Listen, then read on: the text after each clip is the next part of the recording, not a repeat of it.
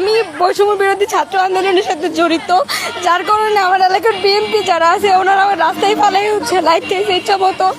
আমি একটা স্টিরিংয়ের কেস দিয়ে গিয়ে প্রতিবাদ করাতে তারা আমার ইচ্ছা মতো চুল এরা জানতে পারছে লাইতেছে। বাজে ভাষায় অবদ্ধ ভাষায় কথাবার্তা বলে, অশ্লীল ইউনিফর্ম করে। আমি একজন স্টুডেন্ট, আমি এলাকার যে মাতব্বর তাদের সাথে কথা বলছি যে তারা বলছে আজকে 10টার সময় সমাধান করে দিবে, দুই পক্ষের সাথে কথা বলবে। এই কথার সুবাদে আমি 11টার দিকে তারা বললাম বিএনপির যে ক্যান্ডিডেট টাঙ্গিল দিবে চেয়ারম্যান ক্যান্ডিডেট ওনারে ফোন দিছি। ফোন দেওয়ার পর বলতেছে যে 11টা বাজে আপনি এখন আসেন নাই, কখন আসবেন? বলে আসতেছি।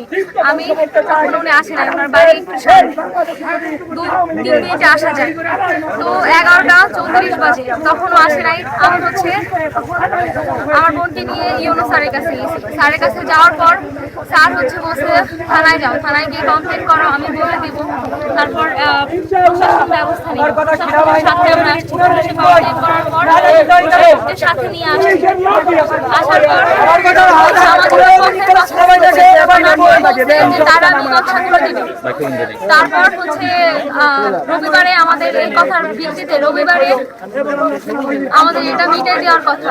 তো আমরা স্যারের আমি রাজি কিনা রবিবারে এই মীমাংসা করার জন্য আমি গেছি যে স্যার আমরা রাজি, আপনি রবিবারে বসে মীমাংসা করে দিয়ে। আসার সময় সাবেক কাজী অবৈধ ভাষায় কথা বলতেছিল, তখন পুলিশের 2জন কর্মকর্তা উপস্থিত ছিলেন। আমি বলছি যে আপনি কারে বলতেছেন? উনি ট্রেনে এসে বলতেছে তোরে বলছি বলে আমার চুল ধরছে, ওইটা টানতে টানতে রাস্তায় নিয়ে আসছে। আনার পর তখন দেখি তার বাবা আমার বোনকে ধরে মারতেছে। আমার বোনকে খাওয়াইতে গেলে তার বাবা আমার লাঠি দিয়ে রাস্তায় ফালাই দিয়ে মারছে। আসে আমাদের বাড়িতে লাঠি ছোটা নিয়ে আমার বাবারে মারতে গেছে। মারতে যাওয়ার পর কিছুক্ষণ আগে আমার বাড়ি ভাঙচুর করছে আমার সামনে। প্রশাসন থাকার পরে আমারে মারছে। সন্ধ্যার দিকে জানতে পারি আমাদের বৈষম্যবিরোধী ছাত্র আন্দোলনের সংগঠক বৈশাখী ইসলাম বর্ষা তার ছোট বোনের উপরে কিছু এখানে স্থানীয় বগাটা ছেলেপেলে কুনজর এবং ইপ্রিজিং করে, সেটার প্রেক্ষিতে বৈশাখী ইসলাম বর্ষা অভিযোগ দিলে পরে সেই অভিযোগের প্রেক্ষিতে এখানে একটা সালিশ হওয়ার কথা ছিল।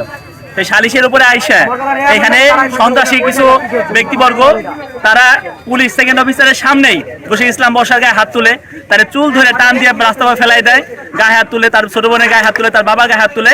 এর প্রেক্ষিতে বৈশাখী ইসলাম বর্ষা ইনস্ট্যান্ট একটা ফেসবুকে পোস্ট করে। আমরা পোস্ট থেকে জানতে পারি, তার সাথে যোগাযোগ করি। তার সাথে যোগাযোগ আমরা ফরিদপুর জেলা থেকে এবং আশেপাশে থেকে যারা ইনস্ট্যান্ট আসতে পারে তারা দ্রুত পর্যায়ে চলে আসি। এসে দেখতে পারি এখানে যারা পুলিশ প্রশাসন আসছিল স্থানীয় সন্ত্রাসীরা তাদের উপর হামলা করছে। একজন বয়স্ক পুলিশ তার দেখলাম মাথায় এখানে রক্তাক্ত অবস্থা এবং পায়ে হাঁটতে পারতেছে না, এই অবস্থা তারা রাখছে, গাড়ির চাবিটা বন্ধ নিয়ে গেছে। পুলিশ যাদের আসামি হিসেবে গ্রেপ্তার করে তাদের সিনাই নিয়ে যাওয়ার পুরো সেনাই নিতে যায় এবং গাড়ির চাবিটা বন্ধ নিয়ে যায় এবং সিনে যাওয়া অবস্থায় গাড়ির ড্রাইভারে মারে এবং এখানে আশপাশে যে লাঠি ছিল এই লাঠি দিয়ে পুলিশের গায়ে হামলা করে, আমাদের হামলা করে। হামলার প্রেক্ষিতে আমরা তাদের লাঠি নামাইতে সক্ষম হই, তাদের প্রতিহত করি, তাদের সরাই দেই। পুলিশ আরো প্রশাসন ডাক দিয়ে তারা আসে। এই পর্যায়ে এখন পর্যন্ত এই হামলার যে মূল হোতা তাদের এখনো গ্রেপ্তার করা হয় নাই। যে পর্যন্ত গ্রেপ্তার করা না হবে সে পর্যন্ত আমরা এখান থেকে সরবো না। প্রশাসন থাকা অবস্থা আমার বোনদের উপর হামলা করেছে। পরবর্তীতে আমি প্রশাসনকে কল দিচ্ছি, অন্য জায়গায় কল দিচ্ছি, কিন্তু কারো কোনো রেসপন্স পাইনি। মাত্র এক গাড়ি প্রশাসন আসছে, আমি বলতে সেনাবাহিনী আসবে, র্যাব আসবে, অন্যান্য বাহিনী আসবে, কিন্তু কেউ কোনো আসে না। এদিকে স্থানীয় যারা সন্ত্রাসী ছিল তারা বৈশাখী বাড়ি আশেপাশে ঘিরে রাখছিল এবং কিছুক্ষণ পর হামলা করতেছিল। যখন আসামিগুলোকে পুলিশের গায়ে উঠে দিচ্ছিল তখন আসামিকে চিন্তা করে বের করে দিচ্ছিল। তখন আমরা বৈষম্যবিরোধী ছাত্র আন্দোলন যারা নেতা কর্মী ছিলাম আমরা আসামিদের বিরুদ্ধে প্রতিহত করি এবং আসামিদেরকে আমরা পুলিশের গাড়িতে তুলে দিই।